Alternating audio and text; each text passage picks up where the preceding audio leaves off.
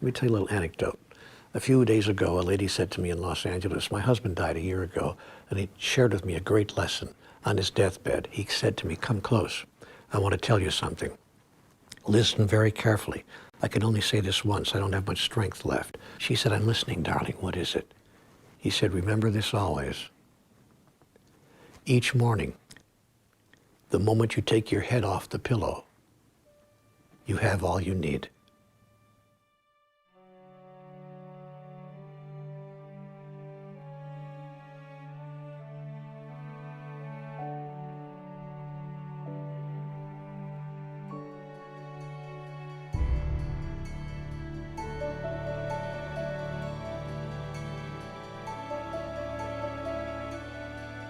If we look at the mind as an iceberg, and the tip of the iceberg is what's above the surface. That's the conscious mind. That's the mind of choice. That's the action mind. What's below the surface, and that's most of the iceberg, right? That's the subconscious mind, like a submarine. You don't know it's there, but it's there, unless it surfaces.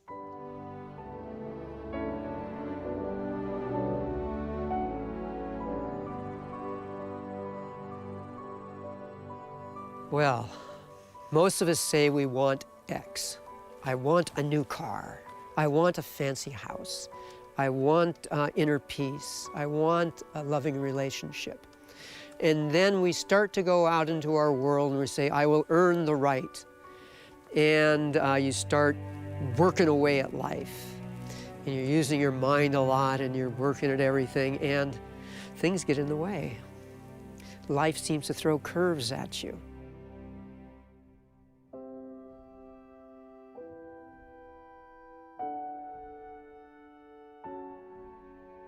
You can think of everyone in this world that you know as dragging a whole bunch of suitcases behind them.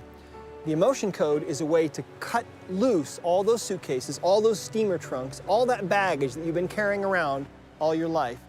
The end result of that is that you become light and you become able to manifest into the world what you're supposed to be able to manifest. Imagine living in a world where everyone is actually manifesting from their heart into the world their perfect creation that is inside each of them. That's where we're going.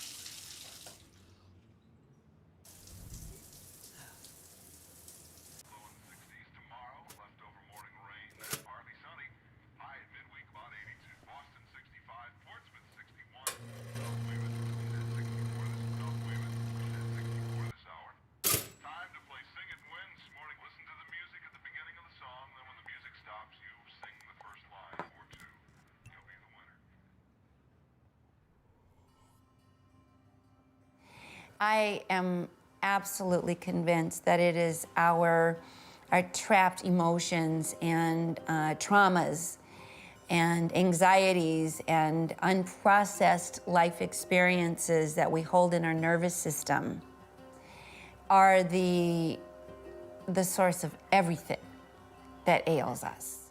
One of the most profound things in my life has been able to share ancient wisdom that I came across just as a young guy traveling around the world and fascinated by communities that pretty much live off the grid, and they're long-lived, they're healthy, they're happy. And it always bothered me, how can they be that way without hospitals and doctors and miracle supplements and pills and capsules? They don't have any of that.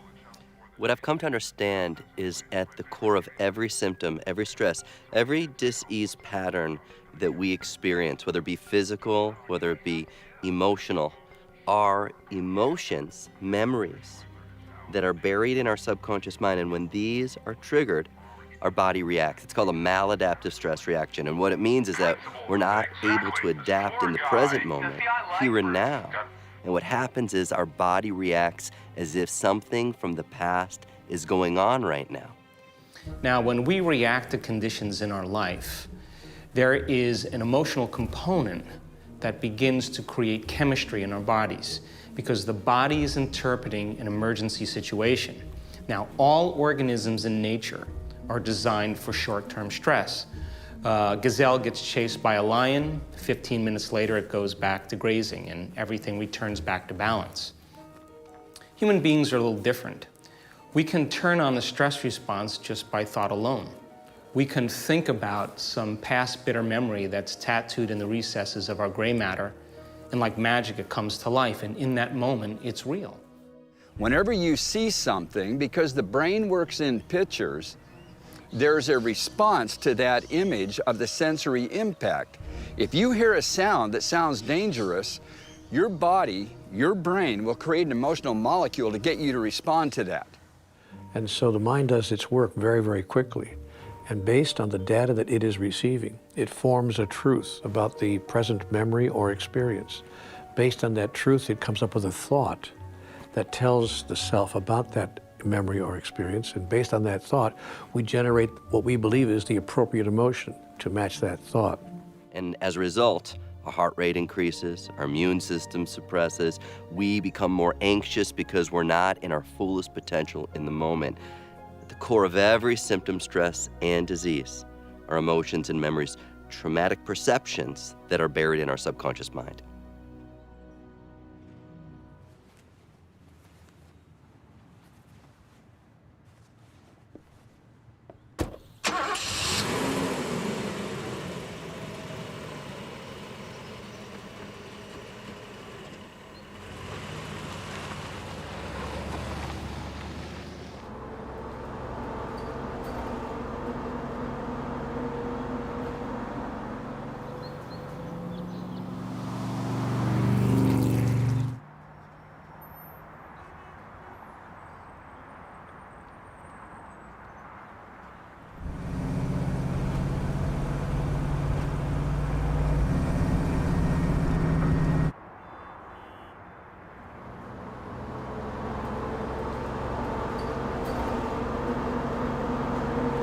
Exactly. Listen to me. You handle that witness like you handle every other witness. You grab him by the balls. You take control of the situation. Otherwise, you and I are not working together ever again. Do you understand that? I don't need you. Push me.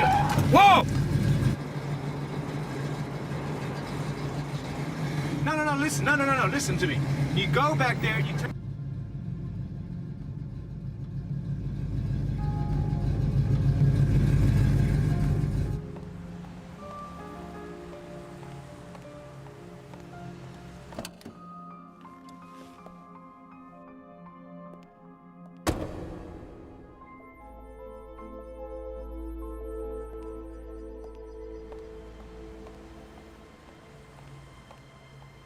First of all, to understand how the emotion code works, you have to understand that the human body is really nothing but energy. If you look at your hand, for example, that hand looks pretty solid. But if you were to magnify that hand 1,000,000 times, you'd be looking face to face with a single individual atom. And if you could look into that atom, you'd see there's really nothing in there but empty space and infinitesimally tiny energies zipping around at the speed of light. And that's really what we are. We're beings of pure energy. We are composed of all these countless energies, tiny energies, that are all flying in this close formation, giving us this experience that we're having in this world. Emotion means energy movement. And it's our thoughts that create our emotions. It's our emotions that create our behaviors. Well, when we feel an emotion strongly enough, what we're really feeling is a vibrational energy. Every emotion has its own specific vibrational frequency. Anger is a different emotional energy, a different frequency, a different vibration than frustration, and that's different than sadness, and they're all different. But when you're feeling an intense emotion, your whole being can take on this vibration, and it's during those times that sometimes the energy of that emotion that you're feeling is too powerful, and that energy can become trapped and stuck in the body. And a trapped emotion, we have found, is literally a ball of energy from about the size of a baseball to about the size of a cantaloupe. And these will lodge anywhere in the body and disrupt the normal energy field of the body. And because that's all the body really is an energy field, when you distort that energy field, you eventually start to have problems, because what you're really doing is you're distorting the tissues of the body themselves. And if you distort tissue and you irritate tissue long enough, that tissue starts to have problems, and it can go through those changes that we call cancer. So to me, one of the most fascinating things of the ancient Swinwet, the lady scholastic healers of ancient Egypt, was they knew there was only one disease, not 20, 26, 30, 36,000 diseases like we're taught today amongst the masses. They knew there was one, and it was chaos at the level of the Neters. 600 BC, Democritus and others in the Greco-Roman period called that word the atomos. Today we know it as atoms. The only disease that exists in the human experience is chaos at the atomic level, which leads to chaos at the molecular level, which leads to chaos at the cellular level. And when enough cells are in chaos, you feel it as a sign or a signal of a chaos or an offense in the body. That's what the word symptom means, a sign or a signal of a chaos. It's been proven that every cell in your body works on a vibration, an energy field. The physical body is grown within an energy field that resonates at a particular vibration. Through stress, that vibration becomes weaker, causing the physical element to be under pressure. So the removal of stress creates health. I think it's the AMA says 80% of all health issues are stress related.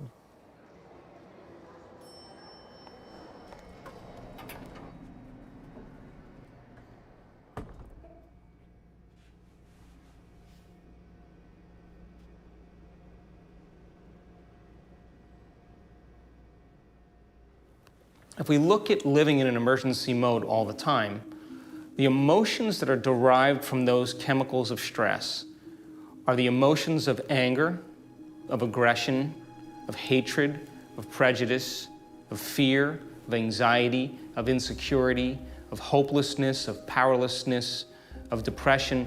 Those long-term effects of those chemicals are the emotions that most people call normal states of consciousness.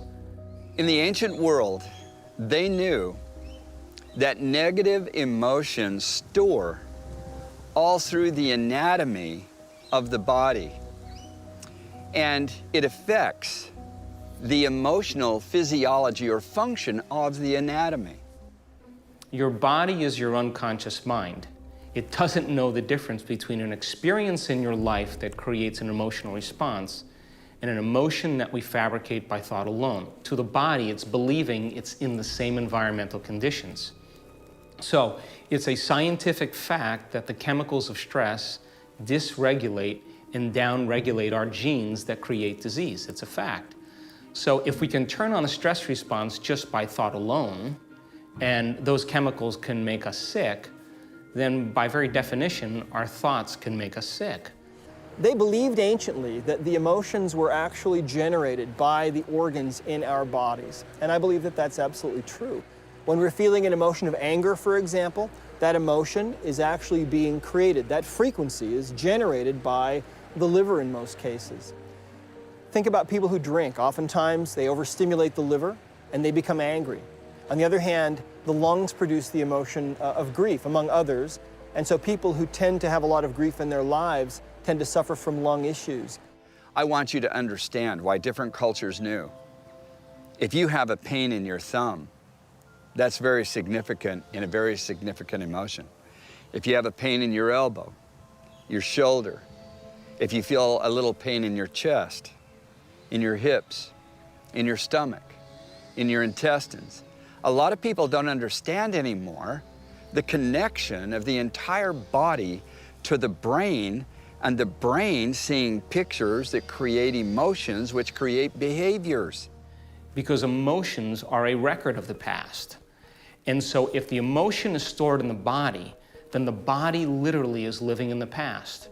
And the body, as the unconscious mind, believes it's in the same environmental conditions 24 hours a day, 7 days a week, 365 days a year. The body's literally living in the past.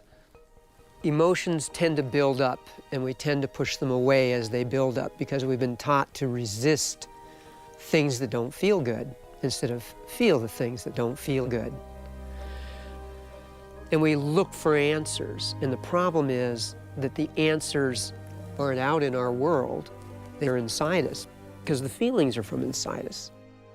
When I look at the mathematics I've written and the concepts that these mathematics bring, it shows that within every proton, every subatomic particle in the nuclei of atoms is all the energy, all the information of all other atoms in the universe. So when we go inwards is when we actually connect with that oneness, with that connectivity of all things.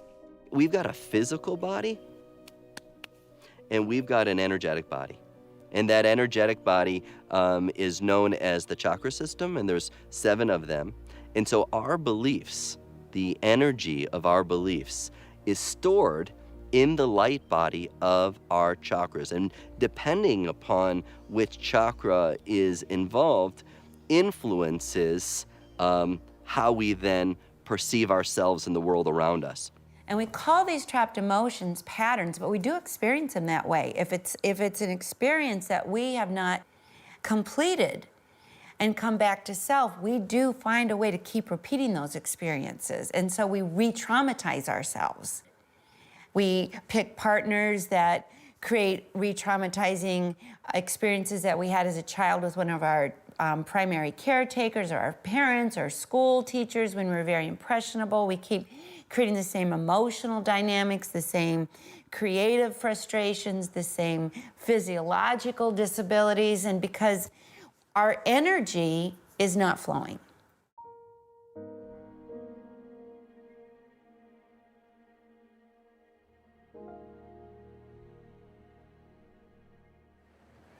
Well, you know, during the last 10 years that I was in practice, I was working with some of the sickest people on the planet, people who had been told that there was no cure for them, people who were suffering from things like cancer or chronic fatigue syndrome, fibromyalgia, lupus, and other diseases.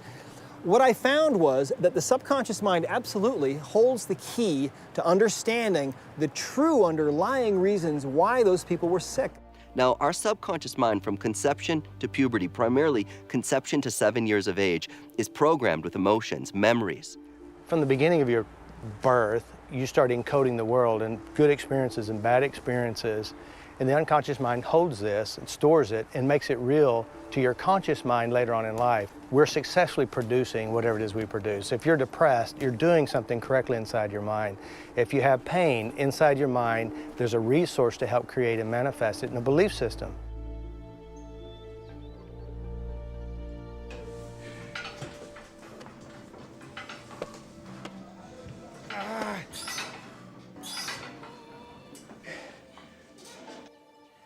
Have you ever noticed that when you have a headache, if you focus on the headache, it gets worse and it amplifies and your emotions get involved and now you're in total chaos and you think you need some kind of medical drug to kill the pain?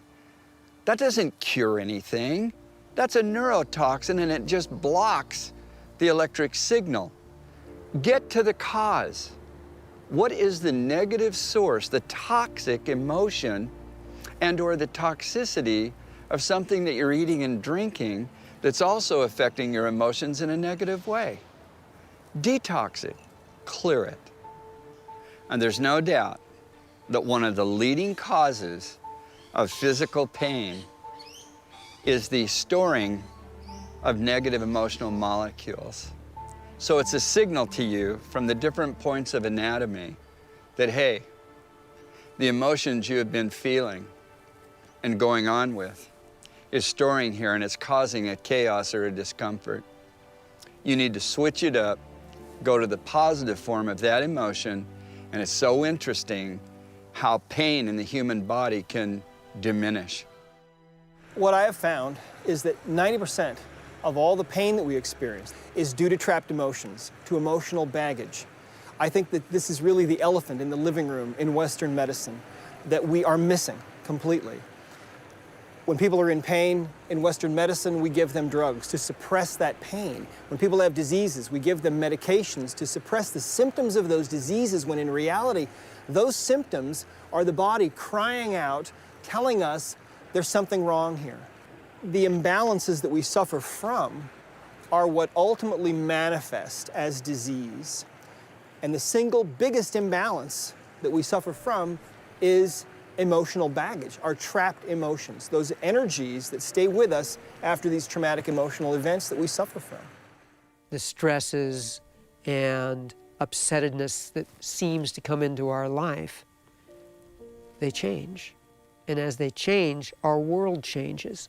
It's absolutely astounding that changing how you relate to something changes everything in your world. So many of us become defined by past experiences, and we live by those emotions, but that's not who we are. Those emotions are just a record of the past, and when we begin to become aware of that, then we begin to retire the old self, neurologically, biologically, genetically, and we begin to create a whole new self.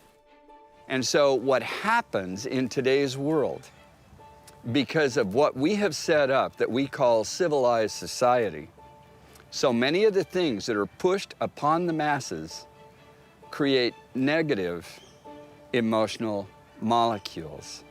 Once they're formed, they're real, and you can't even get them out of the body unless you know how to. Because they're like magnesium and calcium, if you don't know how to get them out of the body, they store in anatomical sites and actually affect physiology, the function of the anatomy. And that leads to diagnostics of disease or discomfort. It's important we understand how to remove negative emotional molecules and restore them with positive emotional molecules. That's the very foundation of health, life, and longevity.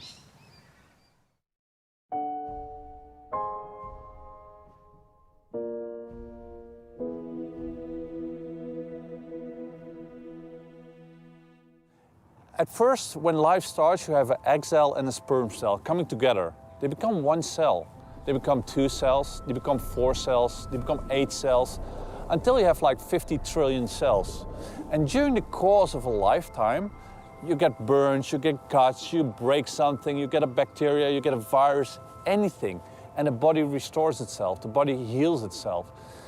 So when you consider that that is a normal process, I don't think that there's a mistake in the body that actually causes disease. So if that's the case, there must be a very specific use for diseases or symptoms to occur.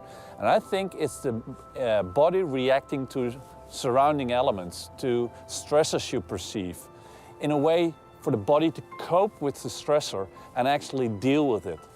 I look at every symptom as a conversation. That there's nothing that happens in the body. There is actually nothing that happens in our life by coincidence. We are not made wrong. We're not broken. We're not missing anything. That every so-called problem of the body is a portal.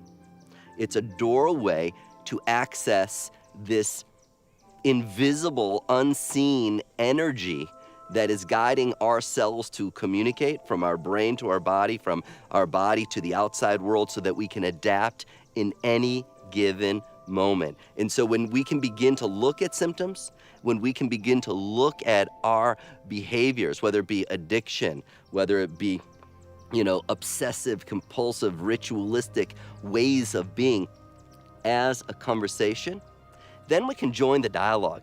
Then when we join the dialogue, that becomes the gift, because once you observe the symptom, once you observe the stress as a conversation, you can participate in it, you can guide it, you can influence it, you can learn from it, you can grow from it. Everyone knows someone that is in pain, and everyone knows someone that is dealing with depression or anxiety or self-sabotage in some way. Many of us know someone who's dealing with post-traumatic stress disorder, and it is these emotional energies, these invisible energies, that are the underlying cause of all of these things, in my experience. So I'm really also of the belief that though trapped emotions are the source of everything that causes us difficulty in life and keeps us from being in our divine nature, I'm also a great believer that it's not that difficult to begin to move this energy once we are aware that that's what's trying to happen.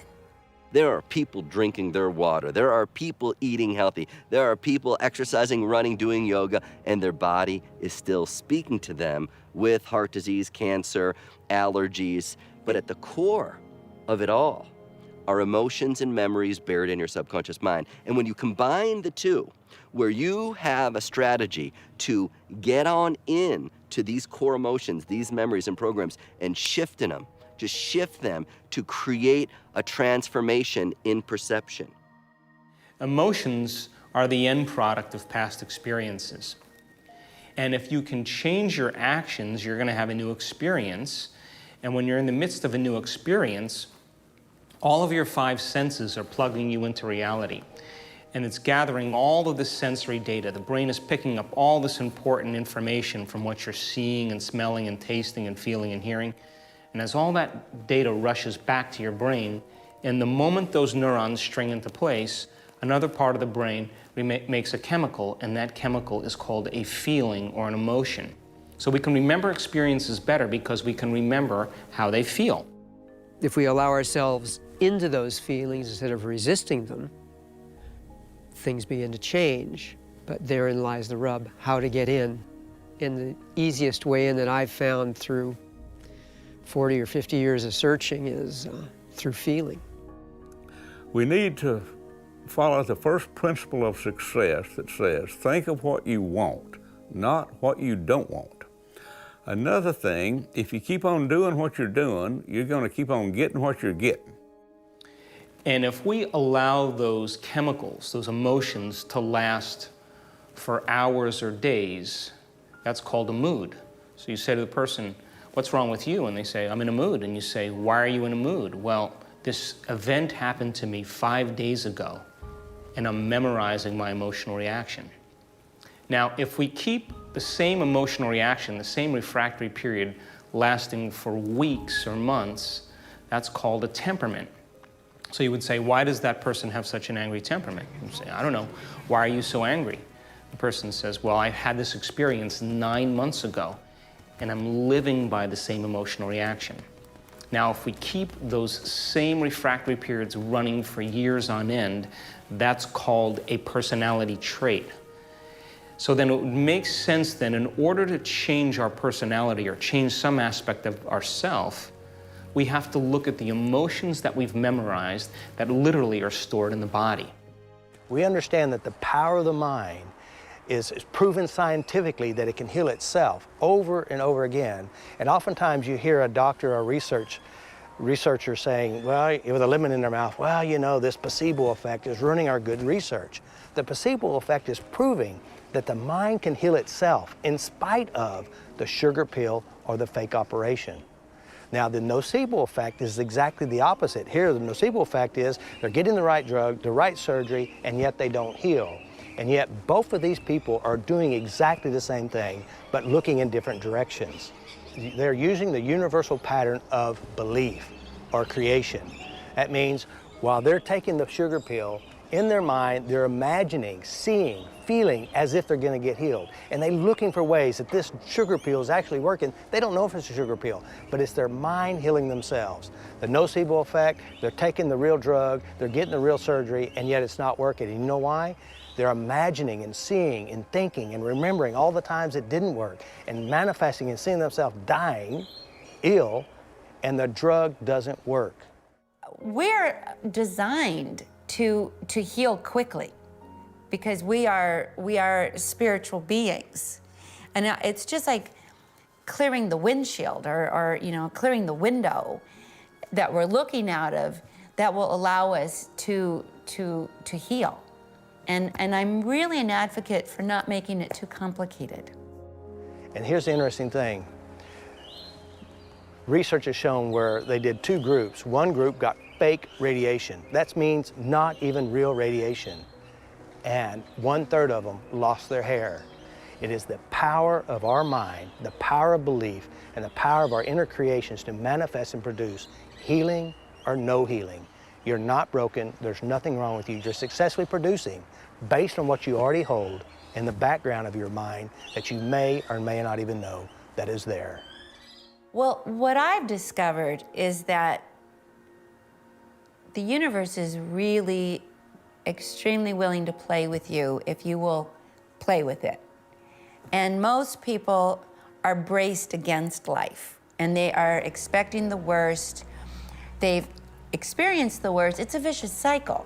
So I try to kind of help people, like the Pied Piper, take them into a different frequency and begin to show them that they can co-create with the universe and actually attract some very dynamic, very positive, and surprising good experiences very quickly. I've done this all my life because I was introduced to doing it this way with my mom. It was always a solution. The universe will show you. You just don't know yet. Expect good things. So what I found is that by releasing these trapped emotional energies that were invisible, I could change how people felt, and I could change people's pain level instantaneously in many cases. And I finally realized that we could get people well who had been told that there was no cure. Now, when a medical doctor tells you that there's no cure, what he really means is that you can't be cured with drugs or with surgery. True transformation comes when we break free from the chains of those emotional addictions, when we begin to go into the operating system where those programs exist, and we begin to make transformational changes. And the side effect of true transformation is called joy.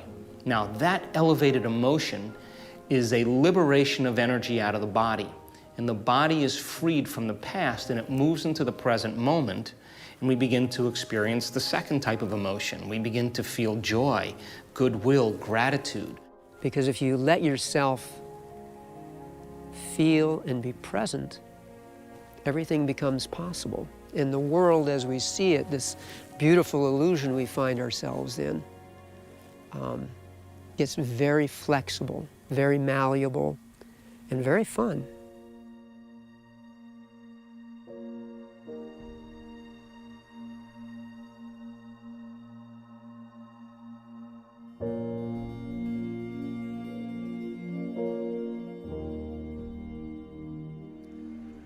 I believe without question the single biggest underlying common denominator for all of us, with all the illnesses that we suffer from, whether they're physical ailments such as chronic fatigue or fibromyalgia or asthma or infertility, or the aches and pains that we suffer from, or the depression, the anxiety, the panic attacks, the phobias, the self-sabotage that so many of us deal with, is actually what I call emotional baggage. It's actually the trapped emotional energies that are still with us from those emotional events that we have passed through in our lives, from our divorce, from our abuse as a child, from our difficult work. Those energies stay with us and disrupt our lives and cause our diseases and much of our self-sabotage. It's really true that as we start to release emotions, it is like peeling off the layers of an onion. Some of those may have occurred when they were a child. Some of those may have happened during their divorce or during their working years or during college or high school. And eventually we are able to get to a point where we no longer have those trapped emotions, where the body is clear of those. And at that point, it's like stepping out of the old skin that we've been carrying all these years, and we step out of that and we become this person that we were really intended to be in this world. And that's what this is about, and that's why this is so powerful. You know, the subconscious mind acts as a lens of perception. So how we see ourselves and how we see the world around us is based upon the programs, memories, and emotions that are buried in our subconscious mind. But even more, the subconscious mind acts as a broadcasting signal, like an antenna. And it broadcasts a frequency of energy that then attracts that same frequency and energy. So now let's use for an example, you know, here I am at, you know, I'm in my mother's womb. I'm developing in my mother's womb. And my dad is out of a job, and my mom is anxious because it's the third child that's coming around. The heartbeat and the emotions that my mom, my dad are feeling are directly influencing, like a computer being programmed and downloading information. I'm directly downloading this information. And this becomes a stored file. And that file then later in life doesn't just, you know, sit there quiet. It's energy. If a baby is born feeling unloved, unwanted, and unaccepted, then that creates a belief system. They will then grow up and go through life and attract to themselves whatever supports that belief system. And energy is in motion. So it stays in motion. And when it gets triggered, that energy gets triggered, it broadcasts a signal that then attracts people and circumstances that give me the same experience, different face, different name, but the same kind of experience in my life today. This is patterns. The key is to begin to understand that there are emotional patterns that we carry in our life that, as a result of these emotional patterns that are in our subconscious mind, influence our relationship with money, influence our relationships with each other, influence every aspect of who we are.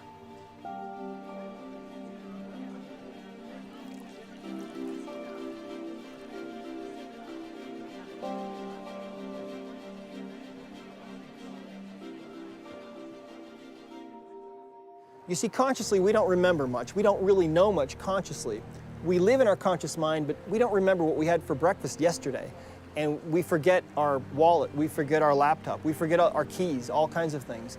The subconscious mind, however, is a holographic archiving computer that is remembering every moment of your existence, every split second of your existence. And that computer, that subconscious mind, knows exactly what's wrong with you if you're sick.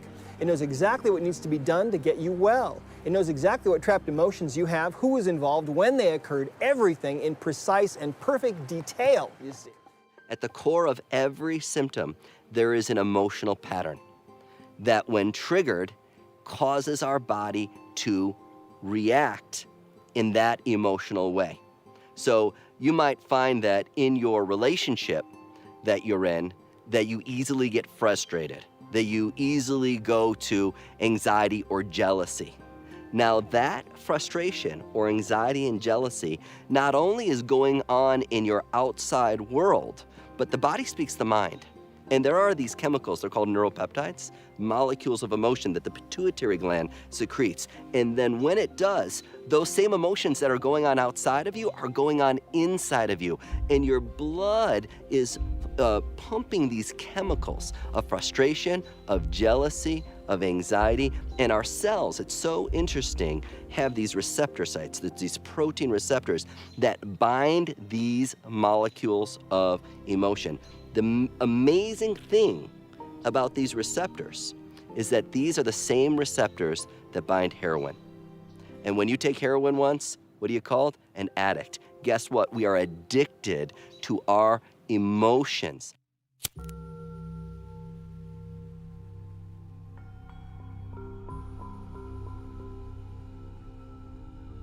Meditation is great to quiet the mind, and it's great as long as you're just sitting there meditating.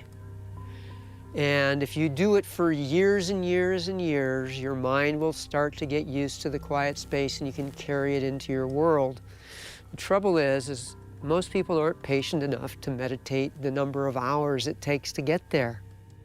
I think meditating will recalibrate your nervous system so you're not as reactive, and that you may not stress your emotions as much. But you don't want to numb them out. You want to use them as allies, as messengers. Meditation can get you to a state of healing in many, many modalities. We often use meditation through what we call our brow chakra, our intuition. If the brow chakra is not cleared of negative contaminations, it's very hard to get to that state of meditation. We are human beings, and our emotions are there to give us information.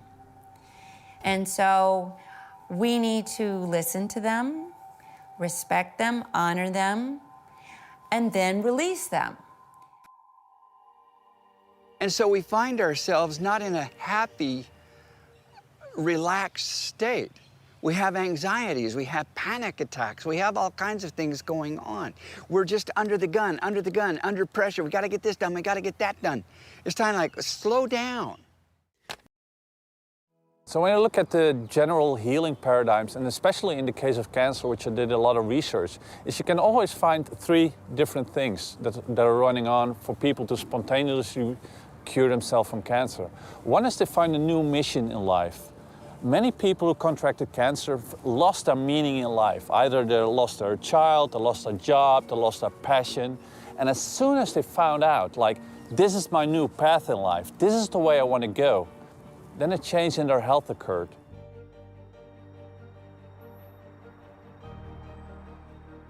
So whatever you want in your body, you simply give thanks for it. You don't ask for it, because if you continually ask for something, you are saying you don't have it.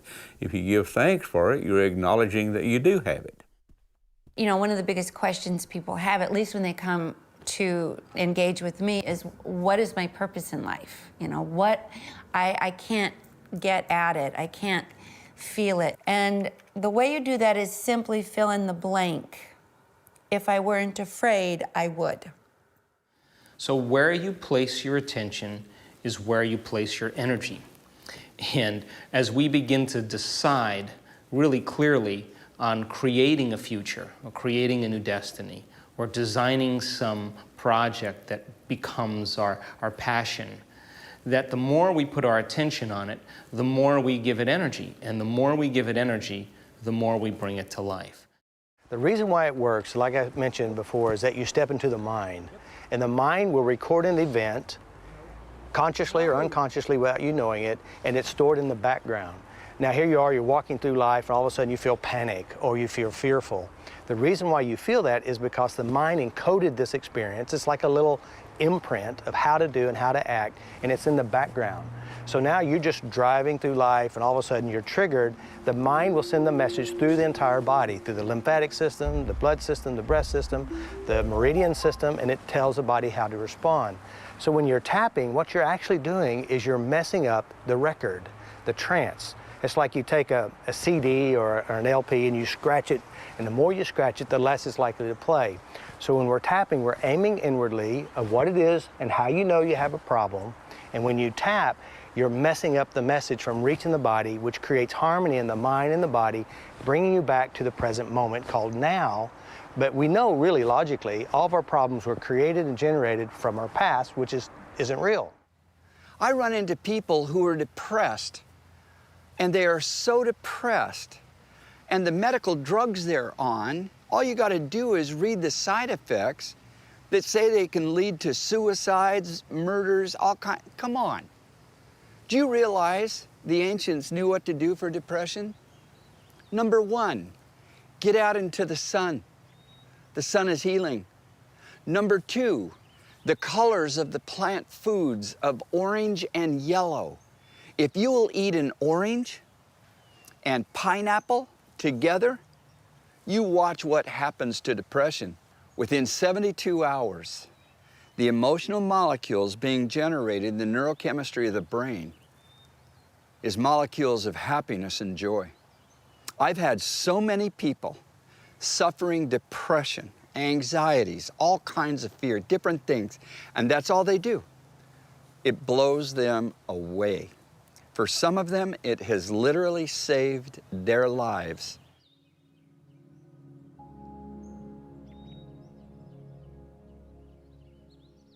There was a scientific experiment done a little ways back where they were looking to see if emotions filter our perception. So they took a group of people that were clinically depressed, and they showed them equal slides of a wedding scene and a funeral scene. And the next day they brought them back into the lab and they said to them, which were there more slides of? Were there more slides of a wedding scene or a funeral scene? And all of the clinically depressed people said, well, there were way more slides of the funeral scene. And it made sense because we begin to view reality equal to the emotional states that we're in. And so if the emotions are coloring our perception in our daily life, then what part of reality are we missing out on? Because there's got to be more to reality than we're perceiving. So as we begin to remove the masks or remove the lenses that block, our true greatness or our true self, we begin to see what's already always existed, but we didn't have the mind to perceive it because we're viewing our reality through the past. And all of a sudden, it's like we're lifted to see a whole new landscape. And that's when we begin to choose differently and we begin to see possibility and we become inspired by that possibility. because now we're looking at some future instead of looking through the lens of the past.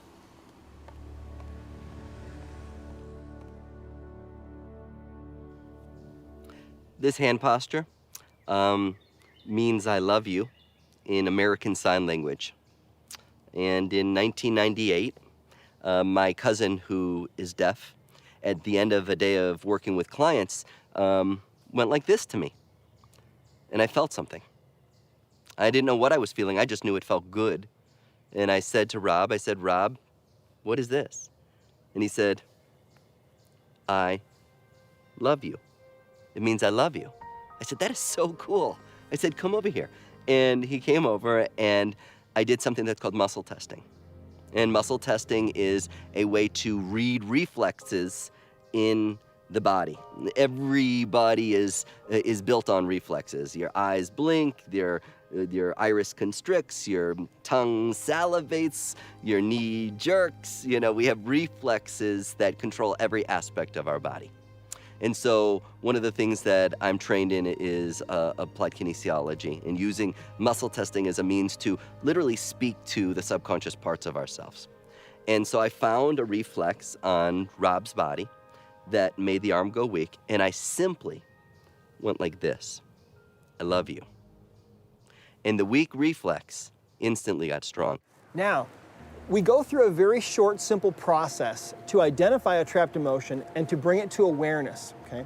Once that emotion is brought to the surface, we're actually able to release that trapped emotional energy by simply swiping either fingertips or a magnet over the governing meridian, which happens to run from the lip, over the head, back all the way down to the tailbone. Now, when we pass our fingers or a magnet over that governing meridian, what we're doing is we're actually putting energy into that meridian. Now, a meridian is a river of energy that flows just under the skin. The governing meridian is connected up with all the meridians, and that pure intention of yours passes into that meridian and releases. It goes into all the other meridians, and it releases that energy. The best analogy that I can give you for this is if you take a credit card, okay? If I take this credit card and I rub a magnet on the back of that, on that magnetic strip, that information that's encoded there is gone, and we can't use it anymore. And that's how the emotion code works. It's the same thing as just erasing that emotional energy that is stored in our body. Most people find that they can find an emotion and release it within a minute or so once they learn how to do this. It's that simple. It's interesting because today's physicists have confirmed the teachings of the ancient scholars, that everything is made of light. Everything is light. What happens to detox emotions is to make sure that when you start to feel a negative emotion, number one, slow down. Take a breath. Get outside. Maybe even go for a walk. Most people don't realize that if you're emotionally upset, you just don't know who you are. Shut up and go for a walk. You go out and you start walking when you're emotionally upset and negative and everything else is going on, within 3 minutes, that walking, that motion of being outside in the open air, in the sunlight, reestablishes and clears it. What's so important to recognize is life is not about what happens to you. Life is all about how you choose to respond. The biggest cloud to our perception is fear. And we're so accustomed to it, and we're so inside the matrix of it, we consider it a normal part of our reality and one that we just, at best, can manage. Maybe play, dodgeball with or hide and seek. But what I do is I actually help people move through that wall of fear by simply taking a breath, asking them to put their hand on their heart and focus their attention to where they are in present time, looking at what's right in front of them. And then I say, what are you afraid of? And then you do it again. If I weren't afraid, I would. And let your heart speak. And they might answer, I'm afraid of failure. I'm afraid of being alone. And then I'll say, what are you looking at right now? And then I'll say, and what else are you afraid of? And what else? And keep bringing them back to the moment. And within 2 minutes, 3 minutes, they've actually, they've emptied that fear. They have looked at it, vocalized it, but coming back to the moment, they see that I anchor them back in present time. Because it's not fear that actually keeps us trapped. It's hiding fear that keeps us trapped. The Wonder Method's purpose is to teach you to feel again. And as you allow yourself into those feelings, the mind becomes quiet. The feelings unwind as you let yourself into them. And the resistances you had to those feelings change. And the act of their changing is what makes the mind quiet. Let's say you're having trouble paying your bills, and you go into the feelings around paying those bills, and all of a sudden there's money to pay the bills. And it comes from places you couldn't imagine. Or maybe they just find an error in your bill. It's just really amazing how life and the illusion changes because of that. And it gets more fun. As you begin to step towards your path and purpose and reconnect and realign with that kind of spiritual integrity, the universe is stepping toward you. So there's this convergence going on until eventually you're being met by opportunities. The key here is that as you open to it, you're removing the blocks that are in your way to abundance, or really to anything you truly desire. And then you arrive where you've been looking for. In Western medicine, they have what they call the 7 levels of neuroendocrine glands. In a lot of other cultures, they know it as the 7 chakras, the exact same levels. Those chakras, those 7 areas of the neuroendocrine systems of the body, running from the pineal in the brain, right on down through the body to the reproductive organs of the ovaries and testicles and everything in between. They had assigned anciently the colors of the rainbow moving up.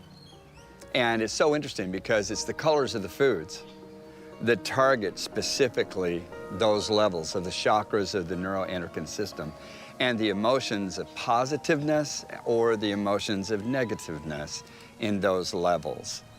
You know, throughout our journey, and this might be a tough pill to swallow, we're going to experience pain, we're going to experience fear, we're going to experience stress again and again and again. And it's so important to recognize that the pain and the fear and the stress of our bodies and of our lives is a conversation. And when we can begin to embrace the pain, embrace the fear, embrace the stress with an attitude of gratitude rather than a full-on attitude, that's where real growth occurs. That's where when we shift the lemons into lemonades, taking responsibility for us being the common denominator of our life, that's where we discover meaning.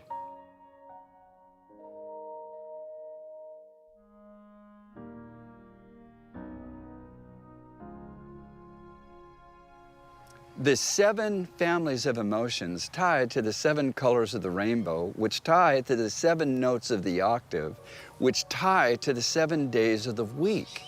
The number 7 anciently was the most profound number in understanding the impact of thought and emotions on the 7 body systems. What brings a smile to your face? Is it country? Is it hard rock? Is it opera? Is it rap? It does not matter. It doesn't matter. Don't let anyone judge the kind of music that hits you. If you can get into and find not only the octave, but the diatomic structure of that particular music, and then find the foods whose colors match that note frequency.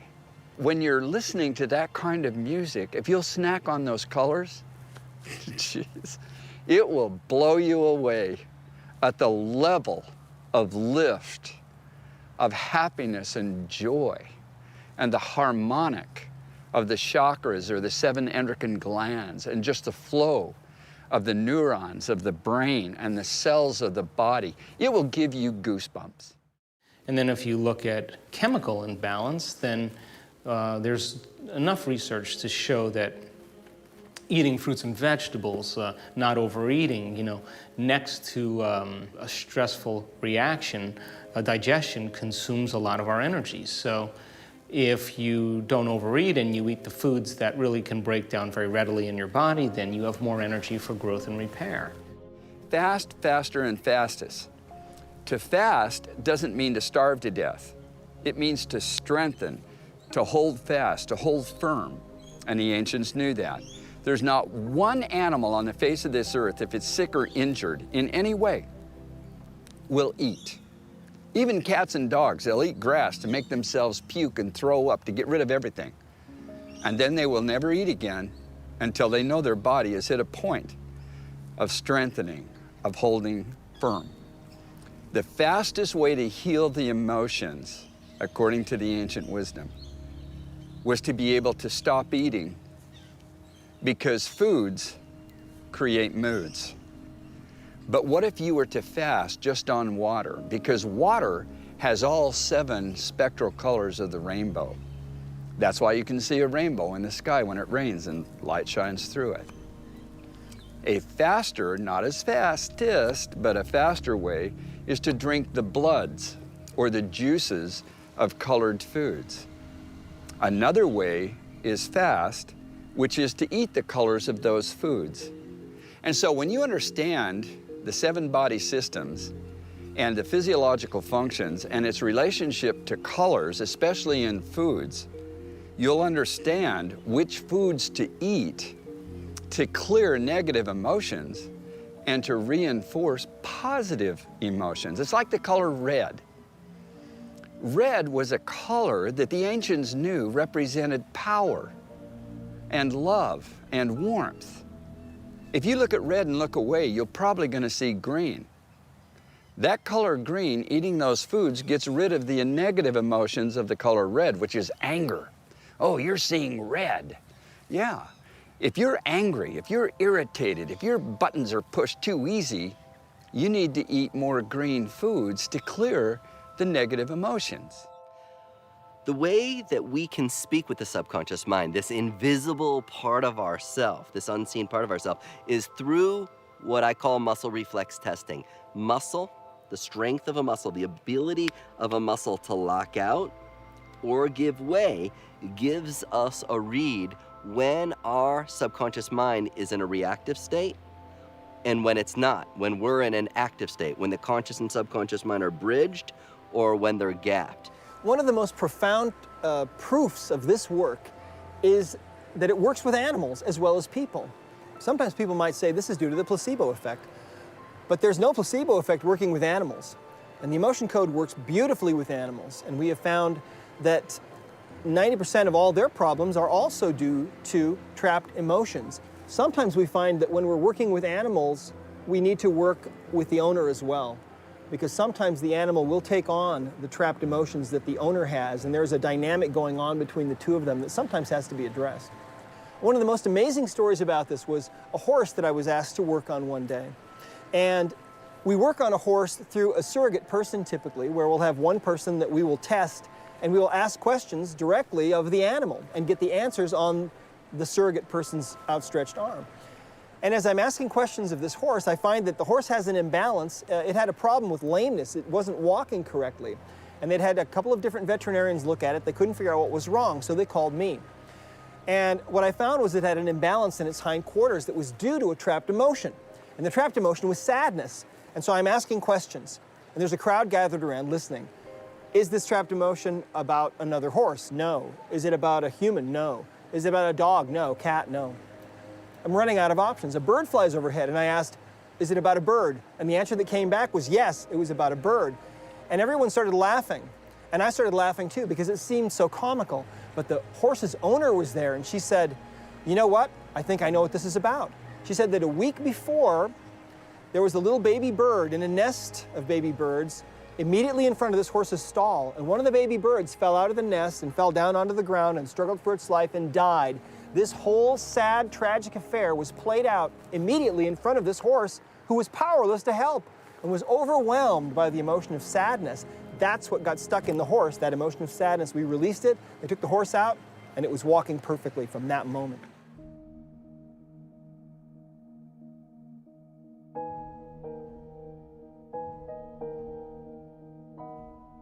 And so you can learn how to muscle test yourself.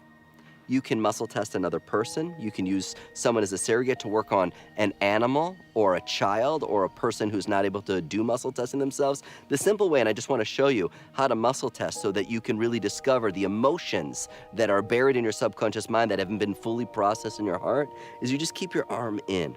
And you imagine that you're holding a bucket and you like fill that bucket up with like 5 pounds of gold. And I put my hand on top and I push down. I tell this arm to hold strong and I'm looking for it to lock out. I'm looking for it to lock out. Everything gets compared to that and it locks out. Now, so many things can trigger your subconscious mind emotionally to react. And so, you know, whether it be thinking about something, whether it be, you know, a color, a sound, something can trigger a type of conditioned response. When I even say the word love, just the word love, I get that elbow and I say hold strong, it locks out.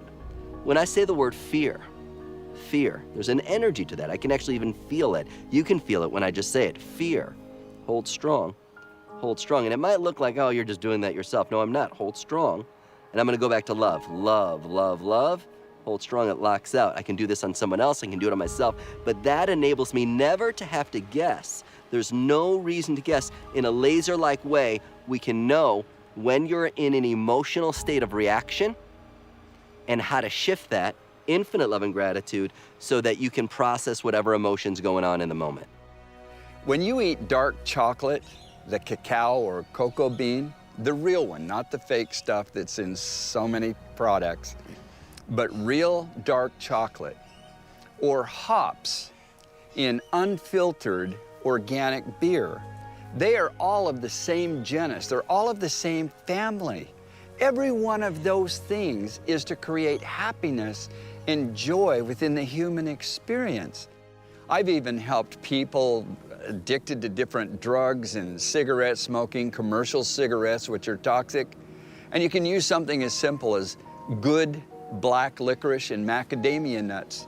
You have them together, you carry them with you. Whenever you feel like having a cigarette or you have some other addiction, you eat that first.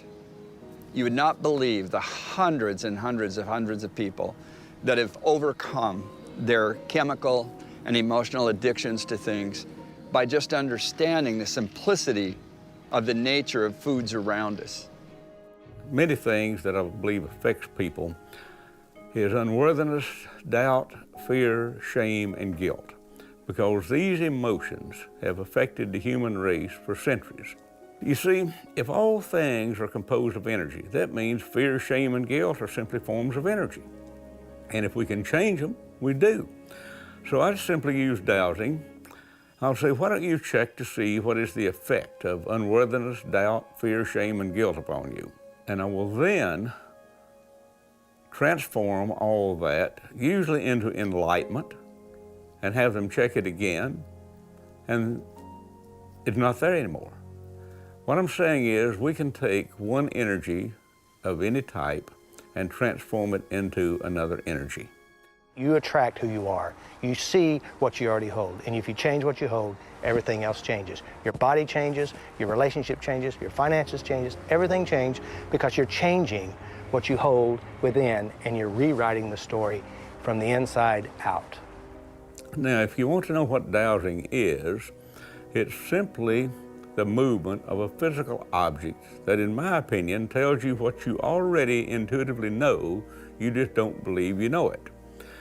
I had an old friend I learned a lot from, and he said it like this: dowsing is simply mother's intuition with a readout device. Well, I really don't know how dowsing works. Neither do I understand how electricity works, but that doesn't prevent me from turning the light on. So just because we don't understand something doesn't necessarily mean that we can't use it. You know, a lady who is a chocoholic, I mean, her children would get candy for Christmas or for Easter, and the kids would have to hide it.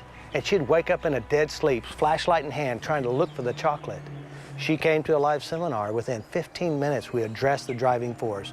And basically, the driving force was that her grandfather gave her chocolate. It created a love feeling. She went on a trip all alone, and they found Belgian chocolate and Swiss chocolate, and it made her feel so good. And so what we look is we look for our addiction to try to make us feel better because we have no other way to feel better.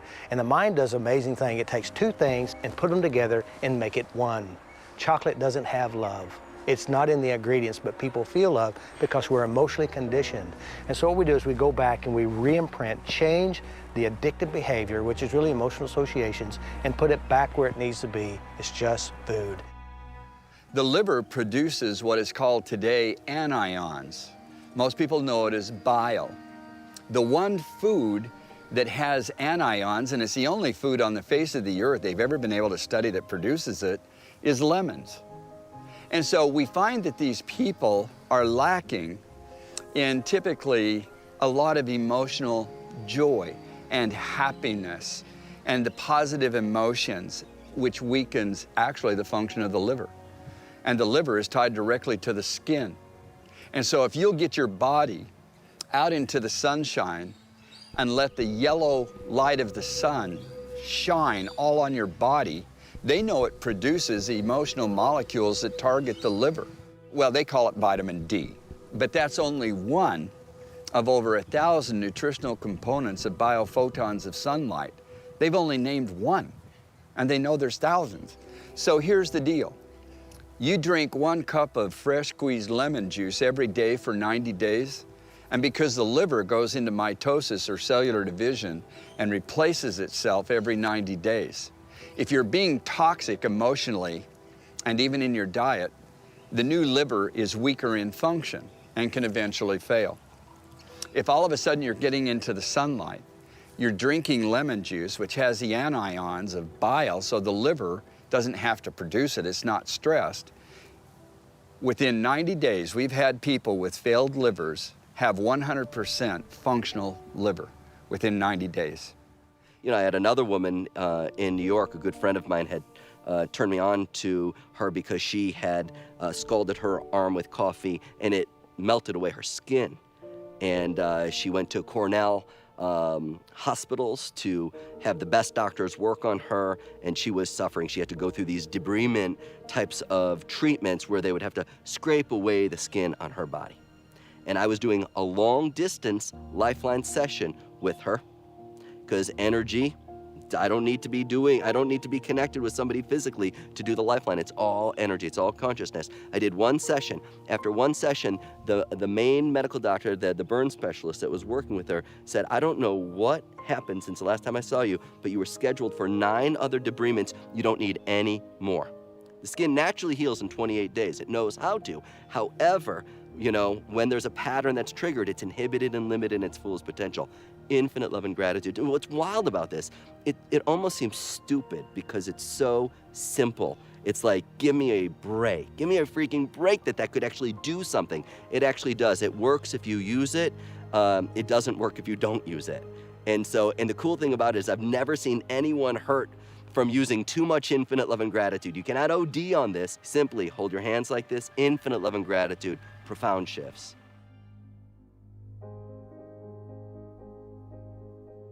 It's just like women who start to go into their menstrual monthly cycle based on 28 days, which again is the lunar calendar. It affects the waters of the earth, even our bodies, especially women. That's why it was called Luna, the goddess of the heavens, and it affects especially the female body. But when you eat chocolate, dark chocolate, good organic dark chocolate, starting 3 days prior to the menstrual period, it diminishes pain and does away with it. It does away with the mental and emotional chaos that so many of them feel when they go into that period, that time. And so it targets, and these are the things we've got to get back to. What foods and drinks can we have to target any stress or emotions that can be negative in the human system? I love this ancient wisdom because it works. I worked on a 33-year-old woman once who had never been in a long-term relationship. And she was an attractive woman, and I asked her why? What happened to you that makes you feel this way? She said 8 years before, she was very deeply involved with a man that she was very much in love with, and he dumped her and broke her heart. Well, as you might imagine, that created a wall of trapped emotional negative energies around her heart, a heart wall. We cleared those emotions, and when that very last emotion was released, I felt the energy coming out of her heart. It was as if a stone had been rolled away. And I was suddenly, instantly bathed in the most beautiful, amazing energy coming out of her core. And I told her, I said, now that heart of yours is unlocked. And I said, that pure essence of who you really are is now radiating out from you, and it's filling the immensity of space. I said, you're much more likely now to be able to achieve your dream and your goal of falling in love and finding your soulmate within this next year. Now, this is not unusual. When the heart wall is taken down and those trapped emotions are released, the phone sometimes starts to ring. For women who have been hoping it would ring, it suddenly does. That energy goes out from your body, and I believe that it does fill the immensity of space, and other people tune into that, and then they're attracted to that.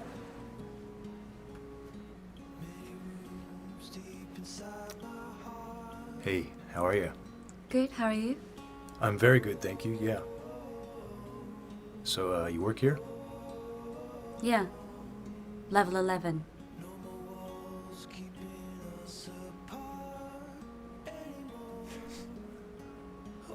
This is a little bit bold, but, do you reckon we can hang out sometime? Do a coffee or a juice or something? Yeah. Sure. Okay, should I get your phone number or? Yeah, why not? Okay. 415 503 5933. I'm Lauren, by the way. Hi, Lauren, I'm Ty. Nice to meet you. This is me. Well, thanks, Lauren. It was nice to meet you, huh? Nice to meet you too. Okay.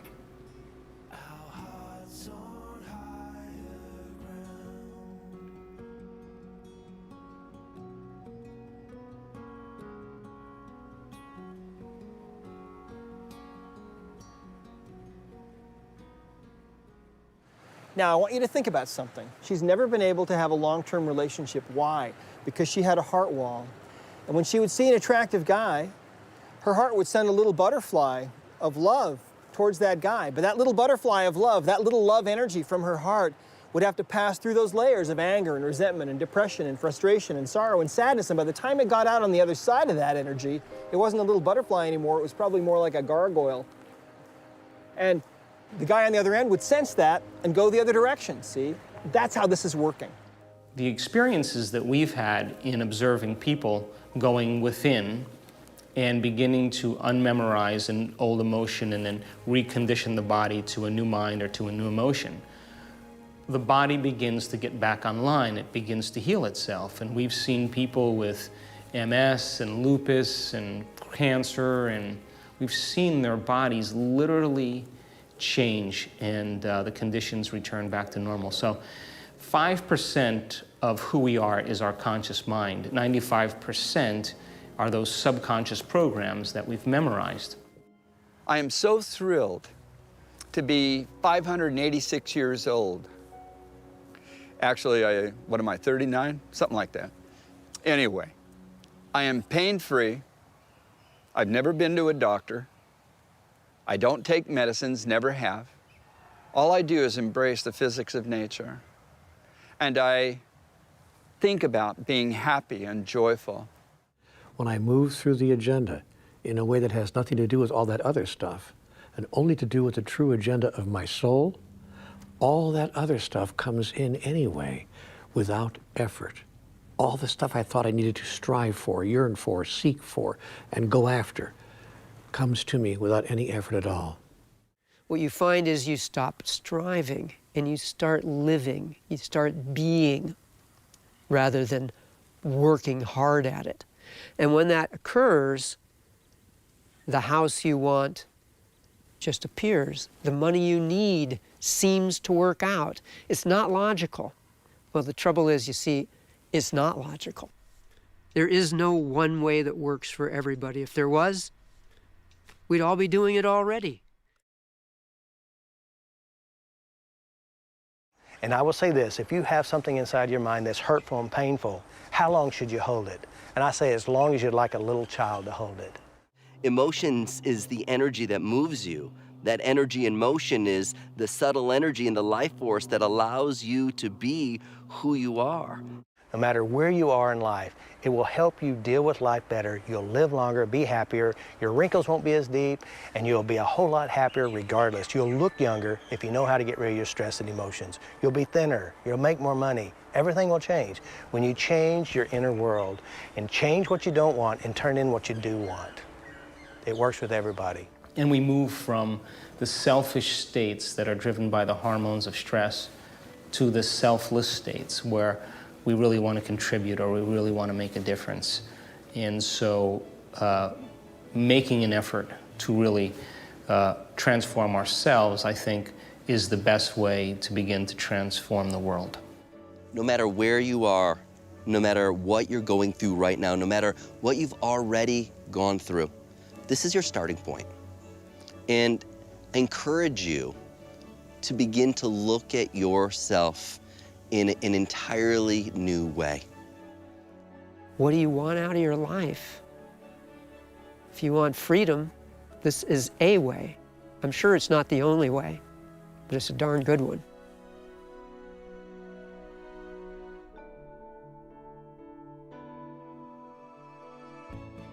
But do something that makes someone else or something feel better. That in turn will make you feel better. And I have a saying that goes something like this, that no act of kindness, regardless of how small, is ever wasted. Without getting too mystical, I think there's an intelligence within us that gives us life. It keeps our heart beating, it digests our food, it organizes trillions of functions per second in all the cells of our body. It makes new cells, trillions of cells every second as well. And that intelligence, that giver of life, we are an extension of it, that there's a power within us that when we contact it or we begin to remove those emotions and remove those habits that block the flow of this intelligence, when it begins to move through us, when it begins to move in us, and we begin to see its effect all around us, that level of energy that begins to move through us is who we really are. What I've discovered is that 98% of the world's people are spending 98% of their time on things that don't matter. That is, the average person has no idea what they're doing here, who they are, the real fundamental and sacred purpose of their whole life. They imagine that life is about get the guy, get the girl, get the car, get the job, get the house, get the kids, get the office in the corner, get the bigger house, get the bigger car, get the more kids, get the grandkids, get the gray hair, get the sickness, and get the hell out. And that's not what life is about. Life has nothing to do with that, but most people live their lives as if that was exactly the script they're supposed to follow. What I've understood is that we are sacred spiritual beings here for a much larger reason, serving a much larger purpose, a divine purpose, that divinity itself might know itself experientially in, as, and through us. Knowing that has changed my entire life. But the key here is that as you open to it, you're removing the blocks that are in your way to abundance, or really to anything you truly desire. And then you arrive where you've been looking for. You are now in abundance. You have the house, you have the car, you have the comfortable life. Of course, your life will change along that path, and you may change what you want. And that too is okay, because that's what makes it fun, the option to change. You tried changing the other people. You try to change your husband, your wife, your mother. It doesn't work. But when you change you, it affects them because of your attitude and your beliefs and your behaviors. We've got to get back to the understanding of the power of the human body to heal itself. If you know how to support it with foods and air and water and sunshine and walking and loving relationships and finding something that you're passionate about and happy, those are the principles of health. That's where this comes from. Only your body can heal itself. Only your body heals itself, and most people have forgotten that. Doctors can set bones, but they can't heal them. Only your body heals itself. Self-care is the future. Why? Because it was the brilliant wisdom of the past. That's what we have to get back to and understand. And I think that at the center of our being, we're going to discover the amazing, amazing beauty that the universe offers, our connection to it, and the amazing potential that each one of us is. You know, one of the things that I've experienced over the last several years is that whether I'm speaking to a CEO of a company or a prison inmate or a teacher or a janitor, I think that everybody secretly believes in their greatness, that they really believe that they can do a better job in life. And the new science of neuroplasticity and epigenetics gives people permission to begin to create the life that they desire. And that science really has become the contemporary language of mysticism. Science is the language to explain possibility. And I think one of the greatest things that I've learned over the years is that you don't have to be a priest or a nun or an intellect to begin to apply these principles. But gradually, you find yourself in a place where things are kind of fun all the time. And you get all these opportunities and possibilities that are just absolutely staggering, showing themselves to you. It's just a great way to live. Many rooms deep inside my heart.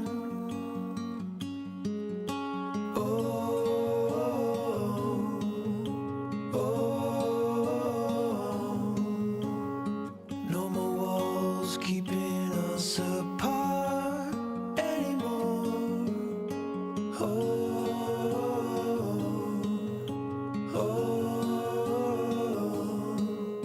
Turn the page and shine the lights. Souls rise and fly like satellites. Don't hide behind the world. The truth is, we made the lightning, the sun and the sorrow. Now is the moment. There's no tomorrow. Lost and then we're found. Our hearts on higher ground. Let me tell you a little anecdote. A few days ago, a lady said to me in Los Angeles, my husband died a year ago, and he shared with me a great lesson. On his deathbed, he said to me, come close. I want to tell you something. Listen very carefully. I can only say this once. I don't have much strength left. She said, I'm listening, darling. What is it? He said, remember this always. Each morning, the moment you take your head off the pillow, you have all you need. It's you who saves me. It's you who made me. That allows me to live the kind of life that I've chosen to live. I only wish I had learned these things when I was much younger. So old, so soon, so smart, so late.